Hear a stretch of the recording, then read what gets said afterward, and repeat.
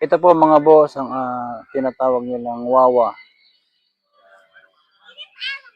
Wawa Dam Upper po dito sa San Mateo Rodriguez Rizal mga boss. Ito po. Yung isa pong Wawa Dam na tinatawag yun po. Yung dalawang bundok na yun nandun po mga boss. Yung Wawa Dam. Pero ito po yung upper na Wawa Dam po. Yan. Dito sa Rodriguez Rizal mga boss. At nandito kami ngayon sa Mountain Hug mga boss. At ito po yung ating makikita po dito mga boss. Yan po. At pwede po ito sa Valentine's Date mga boss. Yan, ito po sila mga boss. May mga lamesa po dito. Yan, napakaganda po dito mga boss sa lugar na to. Kaysa sa Casa Peregrine, talagang mas sulit po dito yung tanawin kaysa Casa Peregrine mga boss. Ang Casa Peregrine mas mataas po ito.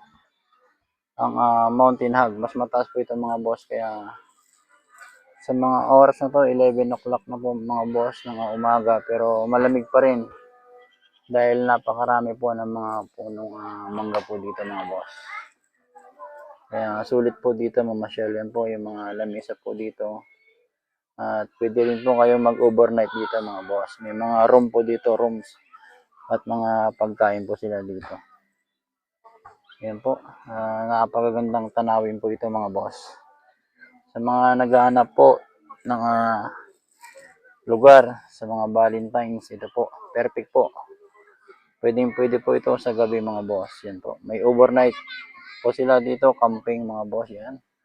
Ganda po dito. Bukod sa kitang-kita mo ng Wawa Dam Upper po. Napakaganda. Napakalawak po. Perfect view po ito kaysa sa Casa Peregrine. Ang Casa Peregrine kapag sa ganitong oras, napakainit na po mga boss. Pero dito, chill lang po. Napakalamig pa rin. Dahil nga, mas mataas ito kaysa sa Casa Peregrine mga boss. Halos magkatabi lang po sila mga boss. Ang tanawin po ng Casa Peregrine ay yun po yung tunnel po na bundok na yan po, tunnel daw yan mga boss na nagkukunik po yan dito sa Upper Wawa Dam mga boss. Yan po, napakaganda. Sa mga naghahanap po ng lugar sa Valentine's, napakaganda po ito mga boss. Yan po. Tara niyo po dito sa Mountain Hug mga boss, napakaganda.